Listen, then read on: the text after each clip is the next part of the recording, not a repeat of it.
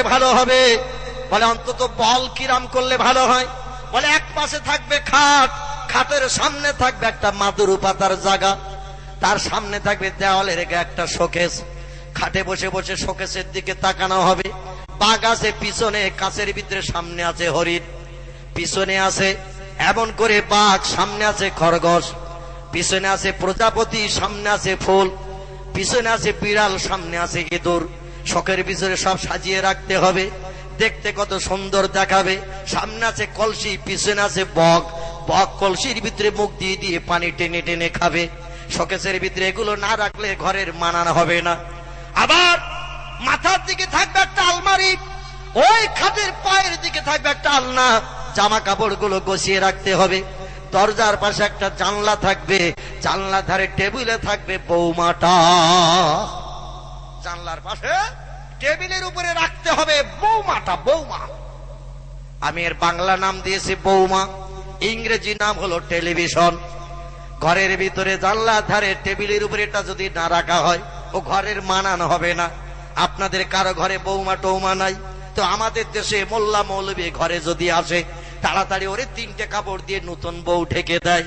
হুজুর এসেছে, মৌলবী এসেছে, দে ঢেকে, এখন ঘন্টা ঢেকে দে, হুজুর যেন না দেখে। হুজুর যেই চলে যাবে সব রেশানি করে, বৌমার ঘোমটা তখন আলগা হয়ে যাবে। ঠিক বললাম না ভুল বললাম? মোল্লা মৌলবী ঘরে ঢুকলে ওরে 2টো কাপড় দিয়ে ঢেকে রাখে, তো চেহারা দেখালে তোর ফেস কাটি নষ্ট হবে। এখন বৌমা ঢেকে থাক, নতুন বউ। আর হুজুর যেই চলে যাবে সব রেশানি করে, বৌমার চেহারা আলগা করে দেওয়া হবে। ছেলেরা বলবে খোকা 15 মিনিট হয়ে গেছে বোধহয় ছায়াছবির অনুষ্ঠান, তাড়াতাড়ি ভলম মোড়া একটু দেখা যাক। হুজুর যদি বাড়িওয়ালার জিজ্ঞাসা করে ভাই টেবিলের উপর ওটা কি ঢাকা, বলে আর বলবেন না, মানে বড় ছেলেটা এত বলে বাইরে পার। দোষ সব বড় ছেলের ঘাড়ে দিয়ে বাড়িওয়ালা বেরিয়ে গেছে। বেরিয়েছে বলছে খোকা তোর চাচা এসেছে, দাদিমা সব রেশানি, তো দাদা সব রেশানি, চাচা এসেছে বাৎসরিক আসে, এক খতম পড়িয়ে সব রেশানি করিয়ে দেয়, তো চাচার একটু নাস্তা করিয়ে আয়। বাড়িওয়ালা ঢোকে না, ঢুকলে আবার জিজ্ঞাসা করবে ভাই, বলতে বলতে বেরিয়ে গেলেন, সব তো বললেন না। লজ্জায় পড়ে গেছে বাড়িওয়ালা, ছেলেরে বলছে তো চাচারে নাস্তা করিয়ে আয়।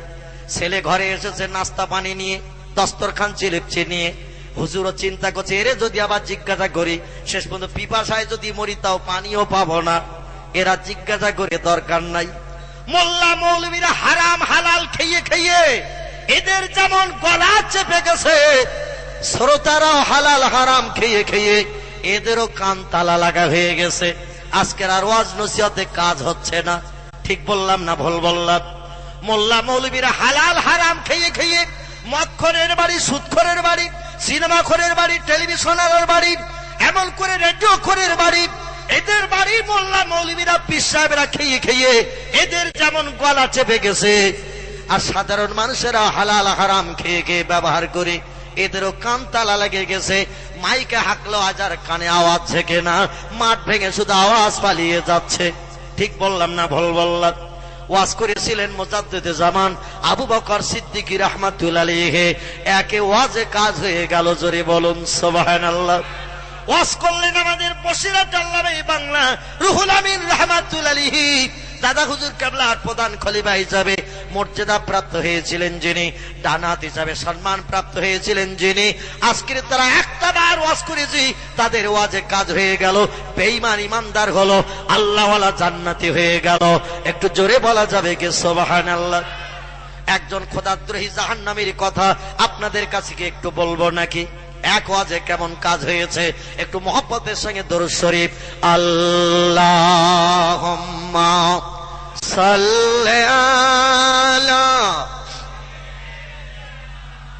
মাওলানা মুহাম্মদ ওয়া আলা আলি সাইয়্যিদিনা মাওলানা। খোঁজ করিয়া আসল তারা, খোঁজ করিয়া আসল তারা, তোমার কুটুরির সম্মুখে নবী পাকের নূরের ঝলক লাগলো তাদের চক্ষুতে, যে নূরের ওই ঝলক লেগে, যে নূরের ওই ঝলক লেগে চোখ ঝলসে গেল, সেই নবীর ওই মোহাব্বতে দরুদ মোমিন পড়ো। আল্লাহুম্মা সাল্লি আলা মাওলানা মুহাম্মদ ওয়া আলা আলি সাইয়্যিদিনা মাওলানা মুহাম্মদ। আপনাদের হুগলি জেলার পাশে একটি জেলা আছে, নাম তার হাওড়া জেলা। নাম শুনেছেন তো, দেখেছেন তো নাকি? পাশের জেলা হুগলি জেলার পাশে একটি জেলা, জেলাটির নাম হাওড়া জেলা। হাওড়া জেলা একটি জায়গার নাম হলো বাকুল। বাকুল কি নাম বললাম? বাকুল শরীফ। ফুরফুরা থেকে 18 কিলোমিটারের মতো রাস্তা। ওই মুন্সিরহাটের আগে বড়গেছিয়া থেকে কিছুটা সামনে যে জায়গাটির নাম হলো বাকুল শরীফ। অনেকে গেছেন না ওখানে? চৈত্র মাসের প্রথম সপ্তাহে প্রতি বছর জলসা হয়, হয় না? ওখানে ঘুমিয়ে আছেন যিনি, তার নাম হলো সুফি আব্দুল মোমেন। ঠিক তো নাকি? এই লোকটার আসল নাম ছিল প্রতাপ চন্দ্র সেন। কি নাম বললাম? প্রতাপ চন্দ্র সেন। বাড়ি ছিল বাংলাদেশের চট্টগ্রাম। কোথায় বললাম? বাংলাদেশের চট্টগ্রাম, পূর্ব পাকিস্তান। ভারত বাংলাদেশ তখন এক ছিল। মুজাদ্দেদে জামান আবু বকর সিদ্দিক রাহমাতুল্লাহ আলাইহি ওয়াজ করতে গেছেন বাংলাদেশে। নোয়াখালী থেকে নৌকা যোগে জলপথে, পানিপথে তিনি চট্টগ্রামে গেছেন। পরের দিন জলসা। যে বাড়িওয়ালার বাড়িতে জলসা, বাড়িওয়ালার বাড়ির সামনে একটা সদর দলুজ আছে। দলুজ, দলুজ ঘর বোঝেন তো? এখন তার দলুজ ঘরের দরকার নাই। মামাতো ভাই, খালাতো ভাই বন্ধু এসেছে, ঘরের ভিতরে জায়গা। খোকার বাপ বাড়ি নাই, খোকার মা তো আছে, অসুবিধে কিছু নাই, যা লাগবে সব দেবে, কোনো অসুবিধা নাই। আগেকার যুগে আত্মীয় স্বজন আসলে বাড়ির সদরে বসো, অন্দর মহলে ঢোকার পারমিশন নাই। বাড়িওয়ালা বাড়ি আসবে, তারপরে যদি নিয়ে আসে তখন আসবে। তার আগে এখন আমরা মেয়েরা বাড়িতে কোনো বেটা ছেলের প্রবেশ অধিকার নাই। ঠিক বললাম না ভুল বললাম? এখন মডার্ন হয়ে গেছে। মামাতো ভাই, খালাতো ভাই বন্ধু গেছে, ও বাইরে থাকবে কেন? ঘরে ঢুকুক, অসুবিধা নেই। ঘরে ঢুকে যায়। আর ঘরের মেয়েরা বলে অনেকদিন পরে এসেছিস। বলে খেয়াল ছিল না, মনে ছিল না, তো এসেছি। বলে আজ 11 মাস বিয়ে হয়েছে, তোরে দেখিনি। বাপের বাড়ি থাকতে সপ্তাহে সপ্তাহে দেখতাম। আমি রান্না করতে যাই, গালটা হা কর, একটু পান দিয়ে যাই, হা কর। বলে আমার হাতে দেখাই। বলে অনেকদিন পরে এসেছিস, তোর হাতে দিলে আমার কথা মনে থাকবে না, তোর গালে এমন করে দেবো যেন 3 সপ্তাহ অন্তর অন্তর আসিস। বুঝতে পেরেছেন? গাল হা কর, গালে দে। খোকার বাপ মাঠ থেকে বাড়ি আসে কাজ করে, এসে যদি বলে আজকে রৌদ্র পড়েছে খুব, পিপাসায় কলিজা শুকিয়ে গেছে, 1 গ্লাস পানি হলে ভালো হয়। আমাদের মেয়েরা বলে সেই কলসি আর ওই গ্লাস যত পারো ঢালো আর খাও, আমার এখন পানি দেওয়ার সময় নাই। এখানকার মারা অবশ্য এরম বলে টালে না। রৌদ্র পড়তেছে দেখে ওরা মাল সব রেডি করে রেখে দেয়। বাড়ি আসলে খোকার বাপেরা হাওয়া দিতে হবে, ঠান্ডা পানি দিয়ে পিপাসা দূর করতে হবে। এখানকার মারা অ্যাডভান্স সব জোগাড় করে রেখে দেয়। আমাদের 24 পরগনা বসিরহাট এলাকার কথা বলছি। মামাতো ভাই, খালাতো ভাই বন্ধু আসলে ওর গালে জোর করে দেয়। আর স্বামী এসে যদি বলে পিপাসা লেগেছে 1 গ্লাস পানি, বলে আমি রান্নাঘরে আসি, সেই গ্লাস আর ওই কলসি যতবারও ঢালো আর খাও, অসুবিধে কিছু নাই। এরা বাজার থেকে মাঝে মধ্যে বাড়ি আসে রাত 11টায়, এসে জিজ্ঞাসা করছে রান্না বান্না কি হয়েছে। বলে উচ্ছে বেগুন, মাছ ঝোল আছে আর ভাত। বলে গাটা যেন গরম গরম ভাব, খান 2 রুটি হলে ভালো হতো, কারণ ভাত খেলে জ্বর একটু বেশি হয়, রুটি খেলে আর জ্বরটা বেশি হয় না। খান 2 রুটি হলে ভালো হতো, যেন 103 জ্বর ভাব। আমাদের মেয়েরা বলে এই রান্নাঘর থেকে 3 ঘন্টা ধরে আগুন পয়ে আসলাম, উচ্ছে বেগুন রান্না করলাম, মাছের ঝোল ভাত, আর এখন রাত 11টায় বাড়ি এসে বলছো রুটি। অত যদি রুটি খাওয়ার ইচ্ছা হয় রান্নাঘরে যাও, তৈরি করো, খাও, আমি বাপের মেয়ে যেতে পারবো না। যদি তোমার ভালো না লাগে মেম্বার ডাকো, আর আমার ডিম বেচা পয়সা আছে 4 আনার কাগজ আমি আনতেছি, সঙ্গে সঙ্গে ডিভাইডেড, কোনো অসুবিধা নাই। মেম্বারকে ডাকবে তুমি, কাগজ কিনবো আমি, সঙ্গে সঙ্গে সই স্বাক্ষর করে আমরা উভয়ের মতো চিন্তা ভাবনা নেব। এখন রাত দুপুরে আর রুটি বানাতে যেতে পারবো না, তবে এখানকার মারা ভালো, রাত 12টায় এসেও যদি বাড়িওয়ালা বলে দুখানা রুটি, তো 4খানা করিয়ে দেয়। রাত্রি দোকান খাবে, সকালে দোকান খাবে, ঠান্ডা বাসি ভাত টাত খেতে হবে না, খোকার বাপের জ্বর হবে। এরা যত্ন করে ভালো। ভাইরা আমার, বাড়িওয়ালা বাড়ির সদরে জায়গা দিয়েছে পীর সাহেব কেবলাকে, ফুরফুরার পীর সাহেব কেবলা, মুজাদ্দেদে জামান আবু বকর সিদ্দিকী। এদের ওয়াজ কেমন কাজ হতো একটুখানি লক্ষ্য করেন। আর বর্তমান যুগে আজ আর কাজ হচ্ছে না। হুজুর বাড়ির সদরে বসা জায়গা করে দিয়েছেন বিশ্রামের জন্য। আমি যেমন আজকে সকালে এসে গেছি আপনাদের গ্রামে, গতকাল প্রোগ্রাম ছিল দক্ষিণ 24 পরগনার কাকদ্বীপ, সেখান থেকে রাত 3টায় বেরিয়ে এখানে এসেছি সকাল 7:30-8টার দিকে, একটা না গাড়ি ছাড়িয়ে। চিন্তা করলাম বাড়ি যেতে গেলে তো 4 ঘন্টা 4.5 ঘন্টা লাগবে, ওখান থেকে আবার এখানে আসতে গেলেও 3.5 ঘন্টা 4 ঘন্টা লাগবে। ঝামেলার দরকার নেই, সোজাসুজি চলে যাই। এসে সারাদিন বিশ্রাম করছি। ভাই হুজুর সকালে সকালে চলে গেছে, বিশ্রামের জন্য জায়গা করে দেওয়া হয়েছে বাড়ির সদরে, কিন্তু কানে একটা আওয়াজ আসছে, ঢং ঢং ঠং ঠং আওয়াজ আসতেছে। পীর সাহেব ডেকে বলে, বাবা বাড়িওয়ালা, তোমাদের বাড়ির পাশে কিসের একটা আওয়াজ হচ্ছে, ঢং ঢং ঠং ঠং। আওয়াজ শুনলে তো ঘুমানো যাবে না, বিশ্রাম হবে না, সারা রাত জাগতে হবে। আলেম ওলামারা চতুর্দিক থেকে আসবে, ফতোয়া ফারায়ে জিজ্ঞাসা করবে, সারা রাত ঘুম হবে না, রাত্রিতে সারা রাত জলসা হবে। অতএব দিনে একটু বিশ্রাম না নিলে রাত জাগবো কি করে? বাবা আওয়াজটা কি একটু বন্ধ হবে না? বাড়িওয়ালা বলছে, হুজুর আমাদের মসজিদ যেখানে, হিন্দু ভাইদের মন্দিরও সেখানে, ওদের মন্দিরে পূজা হয়, আমরা কিছু বলি না। আমাদের মসজিদে আজান হয়, নামাজ হয়, ওরাও কিছু বলে না। পীর সাহেব বললেন, লাকুম দীনুকুম ওয়ালিয়া দিন। আল্লাহ কোরআনে বলেছেন, তোমাদের ধর্ম তোমাদের কাছে ভালো, ওদের ধর্ম ওদের কাছে ভালো। লা ইকরাহা ফিদ্দীন, ধর্মের উপরে কোনো জোর জবরদস্তি নাই, যার যেটা ভালো লাগবে সে সেটা করবে। ব্রেন বুদ্ধি মগজের বিচার হবে হাসরে। যদি কোনো ব্যক্তি অন্যায় পথে চলে, কিয়ামতে আল্লাহ তার অ্যাকশন করবেন। দুনিয়ায় কোনো মানুষের অধিকার নাই শাস্তি দেওয়া। জোরে বলুন সুবহানাল্লাহ। তবে শব্দটা কিসের হচ্ছে? বলে হুজুর ওদের মন্দিরে আজকে পূজা আছে, পূজা হচ্ছে, তাই ব্রাহ্মণ ঘন্টা বাজিয়ে শোলক পড়ে পূজা করছে, বালতির মালগুলো সব খালি করার জন্যে। ব্রাহ্মণদের কাজ হলো মন্দিরে যখন পূজা হয় বালতিগুলো খালি করে দিতে হয় সংস্কৃতের শোলক পড়ে। যা দেবী সর্বভূতে শান্তি রূপে, অং নমস্তস্যৈ নমো নমঃ, অল্লং জ্যেষ্ঠং শ্রেষ্ঠং পরমং পুণ্যং ব্রাহ্মণ অল্লং। আল্লাহ রাসূল মুহাম্মদ রকং বরস আদাল্লাবু কামে বাকাম আল্লাবু কনিকাতম। এত ইসমিন্নন্তরে মেচ্ছা যাচ্ছেন সমন্বিত, মুহাম্মাদিতি খ্যাত শিষ্য শাখা সমন্বিত, আসুর সংহারিণী হোহরং অল্লাহ অল্লং ইল্লাল্লাহ তিল্লাল্লাং। এর শ্লোক পড়লেই বালতির মাল হাবিস হবে, কোনো অসুবিধা নাই। আর সাধারণ মানুষ বলবে, ব্রাহ্মণ বাবাজি আমার বালতিটা আগে খালি করে দেন। কিন্তু ব্রাহ্মণের একটু চালাক আছে মৌলবীদের মতো, ওরা দেখবেন শ্লোক পড়ে যখন, যেখানে আল্লাহর নবীর নাম আসে ওখানে একটু ঘন্টা জোরে জোরে বাড়ি দেয়, কারণ ওই আওয়াজটা যদি যারা বালতি এনেছে ওরা শুনে নেয়, তাহলে মাল তো আর দেবে না, মাল সমেত বালতি ফেরত যাবে। যখন আল্লাহর নবীর নামটা শ্লোকে আসে, বেদে পুরাণে এমন করে অথর্ব বেদে ও ভাইজান বহু জায়গায় আল্লাহ এবং নবীর নামের প্রশংসা করা হয়েছে। বেদ 4টি ভাগে বিভক্ত, একটার নাম ঋগ্বেদ, একটার নাম সামবেদ, একটার নাম যজুর্বেদ, একটার নাম অথর্ববেদ। এই প্রতি চ্যাপ্টারে মনি ঋষির আমার আল্লাহ এবং নবীর নামের ভূয়সী প্রশংসা করেছে।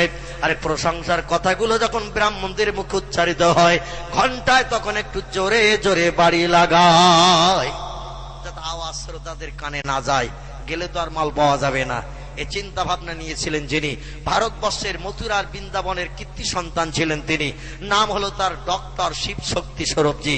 বিখ্যাত পূজারী ছিলেন, সারা ভারতবর্ষের 65 কোটি হিন্দু জৈন শিখেদের ভগবানের অবতার কলির কলকি ছিলেন। 1984 সালের এপ্রিল মাসের 10 তারিখ লোকটি মন্দিরের পূজা পরিত্যাগ করে কলেমা শরীফ পাঠ করে আমার নবীকে স্বপ্ন দেখে জান্নাতি মানুষ হয়ে গেছে। জোরে বলুন সুবহান। হিন্দুর ঘরের মানুষ আজ আমাদের লজ্জা দিতে শুরু করেছে, আর মুসলমানের ঘরে জন্মগ্রহণ করে এখনো নবীরে দেখতে পেলাম না। এ দুঃখ কি রাখার জায়গা আছে নাকি? লর্ড হেডলির মতো মানুষ আমার নবীকে চামড়া চোখে দেখলেন। বাংলাদেশের ঢাকা শহরের কীর্তি সন্তান, পিতার নাম পণ্ডিত শশীকান্ত ভট্টাচার্য, লোকটির নাম ডক্টর সুদর্শন ভট্টাচার্য। ঢাকা বিশ্ববিদ্যালয় থেকে ফার্স্ট ক্লাস ডিগ্রি অর্জন করে বাংলা কোরআন পড়ে তার মগজ ঘুরে গেল। আমার নবীর ভালোবাসা হৃদয়ে তৈরি করে ব্রাহ্মণের ঘরের ছেলেটি বাপ দাদা জীবনকাল মন্দিরে পূজা করেছে। এই লোকটা আমার নবীকে স্বপ্নে দেখেছে, কলেমা পড়ে মুসলমান হয়ে গেছে, নাম পাল্টে নাম রেখেছে মোহাম্মদ আবুল হোসেন ভট্টাচার্য। একটু জোরে বলা যাবে কি সুবহানাল্লাহ? 1992 সালের ঘটনা। তিনি কলেমা পড়ে মুসলমান হয়ে গেলেন, মাথায় লাগালেন টুপি, মুখে রাখলেন দাড়ি। জীবনে টুপি দাড়িতে খুরকেছে লাগায় না, রাস্তাঘাটে পথে যেখানেই যায় নবীর সুন্নত আদায় করে চলে। আর আমরা গিরগিটি সময় হলেই পাল্টাই, অসুবিধে কিছু নাই। মুসলমান ভাইরা আমার, উত্তর ভারতের মথুরার বৃন্দাবনের কীর্তি সন্তান, যার বাবার নাম মহন্ত প্রীতম দাস উদাসের, মায়ের নাম হলো ভানুমতি কর, তার স্ত্রীর নাম ছিল শ্রদ্ধা দেবী, কন্যার নাম ছিল অস্পরা। যুবতী মেয়ে, ডিগ্রিধারী মেয়ে, সেও পর্যন্ত কলেমা পড়ে মুসলমান হয়ে গেছে। স্ত্রী কলেমা পড়লেন। ডক্টর শিবশক্তি স্বরূপজি, যিনি অক্সফোর্ড বিশ্ববিদ্যালয় থেকে পৃথিবীর সব থেকে শ্রেষ্ঠ শিক্ষা প্রতিষ্ঠান, যার নাম অক্সফোর্ড বিশ্ববিদ্যালয়, এখান থেকে যদি কেউ ডিগ্রি অর্জন করে, দুনিয়ার কোন দেশের শিক্ষা প্রতিষ্ঠান তার ডিগ্রির সম্মান নষ্ট করতে পারে না। ওখান থেকে 12টা ভাষায় এমএ পাশ করেছিলেন, 10টা ধর্মগ্রন্থের জ্ঞান নিয়ে ডক্টরেট অফ ডিভাইনিটির পদমর্যাদা পেলেন। ভারত সরকার যার নামের পাশে সার্টিফিকেট দিল।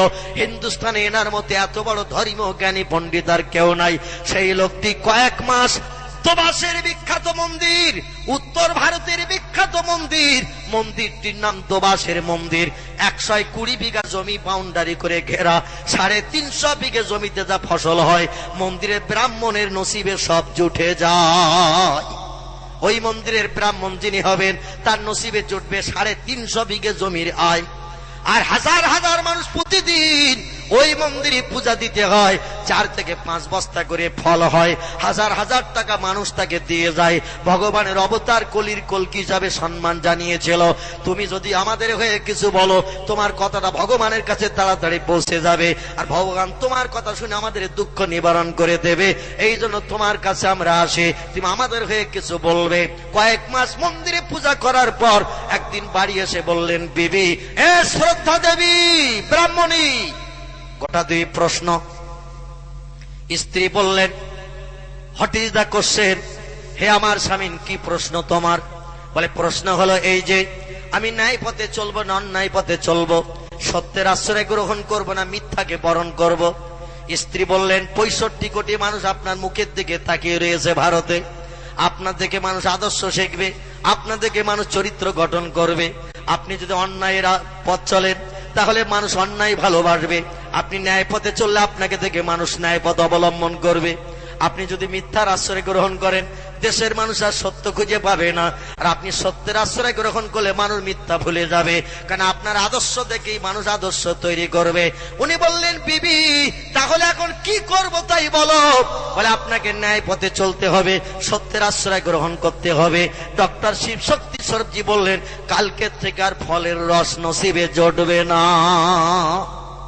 জোরে বলা যাবে না সুবহানাল্লাহ? আর একটু জোরে বলা যাবে না সুবহানাল্লাহ? বলে, ফলের রসের সঙ্গে কি অসুবিধা হলো?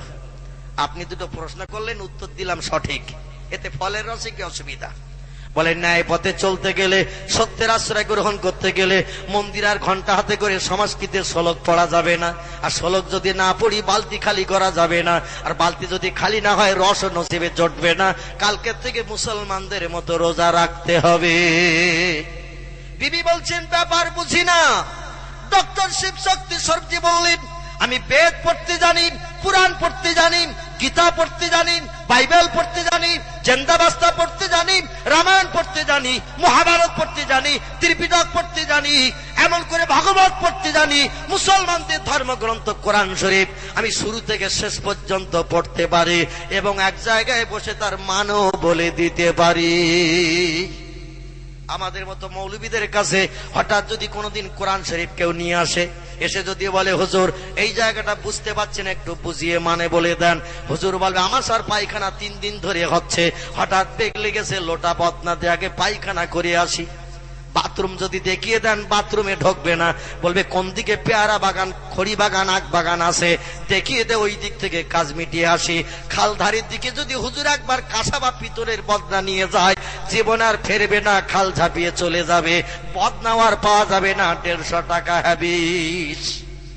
এরাম হুজুর যদি খাল পাড়ে যেতে চায়, কলা বাগান, আখ বাগানে ঢুকতে চায় বাথরুমের পায়খানার জন্য, তো হরেক মাল 6.5 টাকা মার্কা দিতে হবে ভাই।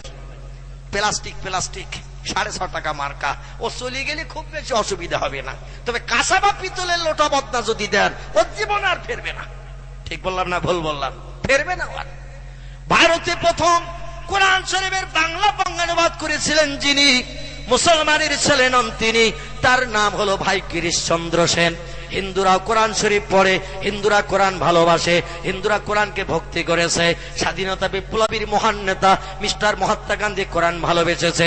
স্বাধীন ভারতের প্রথম প্রধানমন্ত্রী পণ্ডিত জওহরলাল নেহরু কোরআন ভালোবেসেছে। স্বাধীন ভারতের প্রথম নারী প্রধানমন্ত্রী মিস ইন্দিরা গান্ধী কোরআনের আদর্শ মেনেছে। ভারতের হিন্দুর ঘরের কীর্তি সন্তান ডক্টর রামনারায়ণ শাস্ত্রী আল্লাহর কোরআনকে ভালোবেসেছে। পণ্ডিত হরপ্রসাদ শাস্ত্রী কোরআন ভালোবেসেছে। লালা লাজপত রায় কোরআন ভালোবেসেছে। পণ্ডিত কালিদাস কাপুর কোরআন ভালোবেসেছে। তেজ বাহাদুর সাপ্রু কোরআন ভালোবেসেছে। জোড়াসাঁকো ঠাকুর বাড়ির কীর্তি সন্তান বিশ্বকবি রবীন্দ্রনাথ ঠাকুর আল্লাহ নবীর সুন্নতকে সারা জীবন পালন করে চলে গেছে। আর আমরা মুসলমান সেই নবীকে চিনতে পারিনি। এ দুঃখ কি আর রাখার জায়গা আছে নাকি ভাই? ভারতের কীর্তি সন্তান স্বামী বিবেকানন্দ আমেরিকার শিকাগো শহরে ইংরেজিতে 3 ঘন্টা বক্তৃতা দিয়েছিলেন। তার বক্তৃতার 3 ভাগের 2 ভাগ ছিল আমার নবীর জীবন আদর্শের উপরে। জোরে বলুন সুবহানাল্লাহ। যিনি বিশ্ব রেকর্ড করলেন, ভারতের কীর্তি সন্তান মর্যাদা পেলেন, স্বামী বিবেকানন্দ যিনি ইংরেজিতে বক্তৃতা করেছিলেন। ও দেশের মানুষেরা জানতো ভারতের মানুষ ইংরেজি জানে না। 3 ঘন্টার মতো বক্তৃতা করলেন শিকাগো শহরে। বিদেশিরা বলল ভারতের এত ইংরেজি জানে না, এবং তার বক্তৃতায় মানুষ মুগ্ধ হয়ে কেঁদেছিল। তার বক্তৃতা 3-এর 2 অংশ ছিল আমার নবীর জীবন আদর্শের উপরে। একটু জোরে বলা যাবে কি সুবহানাল্লাহ? আমরা মুসলমান সেই নবীরে চিনতে পারিনি, শুধু নবী দিবস করতে এসেছে। আল্লাহুম্মা সাল্লি আলা লা ইলাহা ইল্লাল্লাহ 4 বার পড়েছি, কাজ মিটে গেছে, ব্যাস হয়ে গেছে, আর দরকার নেই। ও মুসলমান ভাইরা আমার, আচার্য বিনয় ভাবের নাম আপনারা শুনে থাকবেন। এর একটু কোরআনের বাংলা অনুবাদ করেছে। ভারতের হিন্দুর ঘরে ছেলে মেয়েরা, এ দেশে যদি মানুষ হতে চাও, মুসলমানদের কোরআন আরবি ভাষায় লেখা, পড়তে জানো না মানে মতলব জানো না, বাংলায় লিখে দিচ্ছি, একবার দেখে নাও, পড়ে নাও, তাহলে তোমরা মানুষ হতে শিখবে। একটু জোরে বলা যাবে কি সুবহানাল্লাহ? হিন্দুর ঘরের মহান কীর্তি সন্তান, কথায় কথা বেড়ে যায়, যার নাম ডক্টর রামনারায়ণ শাস্ত্রী। উনি একটি তত্ত্ব দিলেন ইতিহাসে লিখে, আজ অমরত্ব লাভ করে রয়েছে লেখাটি। উনি বললেন ভারতের অধঃপতিত হিন্দু সমাজে ইসলাম এসেছিল আলোক দীপ্তি নিয়ে। ইসলাম যদি ভারতবর্ষে জমিনে না আসতো, এ ভারতের অধঃপতিত হিন্দু সমাজের মানুষ কোনদিন মানুষ হতে পারত না। একটু জোরে বলা যাবে না সুবহানাল্লাহ? কত বড় কথা বললেন তিনি। উনি বললেন ভারতের অধঃপতিত হিন্দু সমাজে ইসলাম এসেছিল আলোক দীপ্তি নিয়ে। ইসলাম যদি ভারতবর্ষের জমিনে না আসতো, এ ভারতের অধঃপতিত হিন্দু সমাজের মানুষ কোনদিন মানুষ হতে পারত না।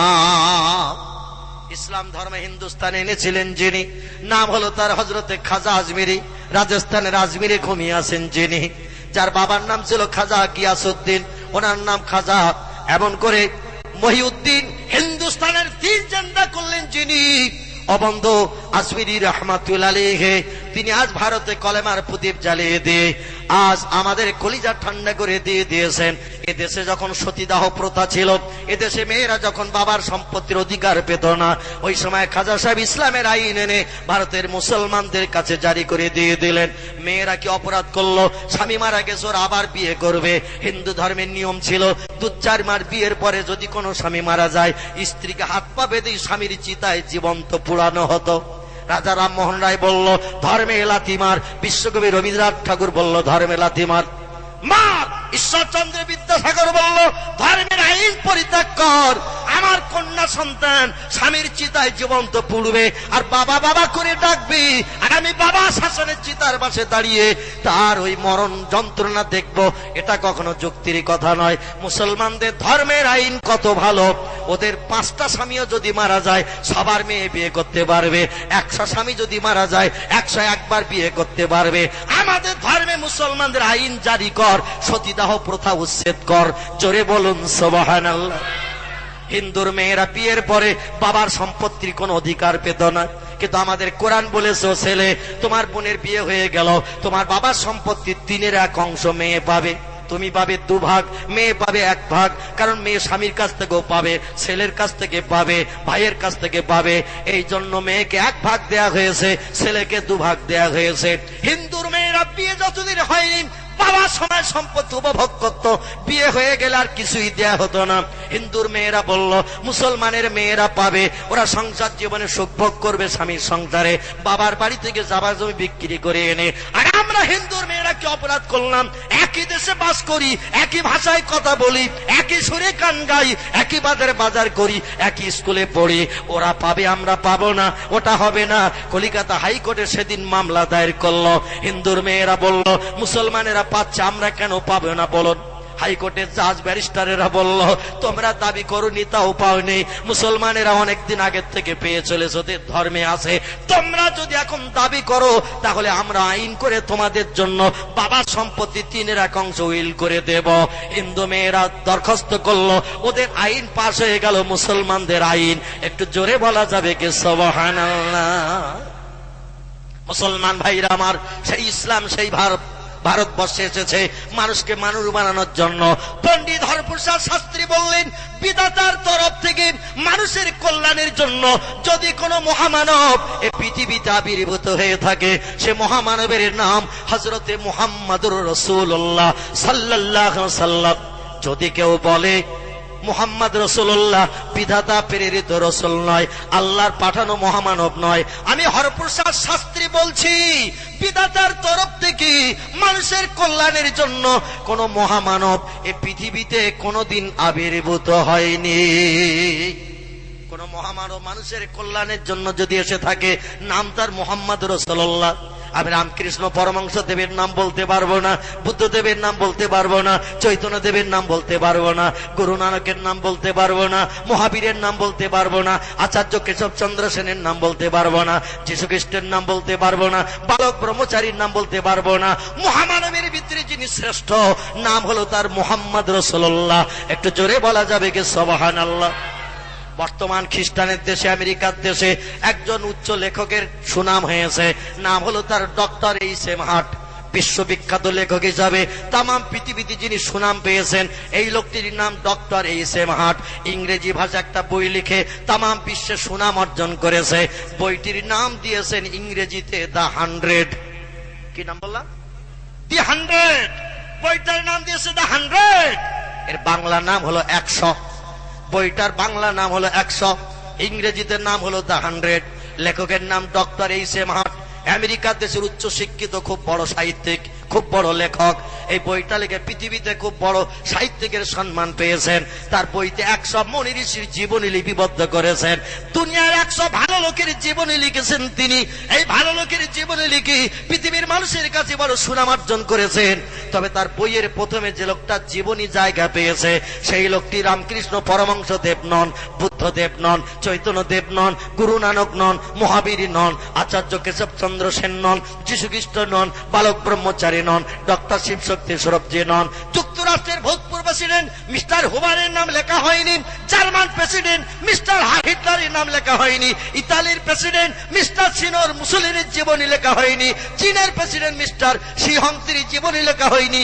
যারা মরণের পর ইতিহাসে অমরত্ন লাভ করে রয়েছে, এদের কারো নাম লেখা হয়নি। পৃথিবীতে বড় বড় বিজ্ঞান যারা এসেছে, কারো নাম রুশো, কারো নাম প্লেটো, কারো নাম হেগেল, কারো নাম ক্যান্ট, কারো নাম ভয়েল, কারো নাম জার্নাল, কারো নাম মিলি, কারো নাম টমাস কার্লাইল, কারো নাম উইলিয়াম মোর, কারো নাম এডওয়ার্ড গিবন, কারো নাম গোয়েত, কারো নাম আইজাক নিউটন, কারো নাম গ্যালিলিও। বড় বড় বিজ্ঞান যারা এসেছি, কারো জীবনী তিনি লেখেননি। প্রথম যার জীবনী দিয়ে শুরু করেছেন তিনি হলেন আমাদের নবী মুহাম্মাদুর রাসূলুল্লাহ। একটু জোরে বলা যাবে কি সুবহানাল্লাহ? নারে তাকবীর, নারে তাকবীর। বিশ্ব নবী দিবস, বিশ্ব নবী দিবস। ডক্টর এসএম হাটকে জিজ্ঞাসা করা হলো, কত ভালো ভালো মানুষ আছে পৃথিবীতে, মুহাম্মদের জীবনী দিয়ে প্রথম কেন শুরু করলেন? উনি বললেন, বইয়ের প্রথমে ভালো জিনিস না দিলে মানুষের পছন্দ হবে না পড়তে। আমি যত নেতা আছে, যত ভালো মানুষ আছে, তাদের জীবনী নিয়ে রিসার্চ করে দেখলাম মুহাম্মদের জীবনীর উপরে কারো জীবনী হতে পারে না। তাই ভালো জীবনীটা আগে দিয়ে দিয়েছি, যাতে মানুষ পড়লে ওদের মন ধরবে, আরো কিছু পড়ি, আরো কিছু পড়ি। আর প্রথমে যদি খারাপ লাগে পৃষ্ঠা বুঝিয়ে রেখে দেবে, আর পড়বে না। তাই ভালো লোকটা দিয়ে শুরু করেছে। একটু জোরে বলা যাবে কি সুবহানাল্লাহ? এই ভালো লোকটি আদর্শ মেনেছিলেন যিনি, ফুরফুরা সিলসিলার প্রতিষ্ঠাতা তিনি, নাম তার মুজাদ্দিদে জামান আবু বকর সিদ্দিকী রাহমাতুল্লাহ আলাইহি, যার কথা আপনাদের কাছে বলতে চাইছিলাম। মাথায় টুপি, মুখে দাড়ি, গায়ে লম্বা জামা, ইসলাম শরীয়ত আইন পালন করে লোকটি পৃথিবীতে বিচরণ করেছে। যেখানে গেছে সেখানে সম্মান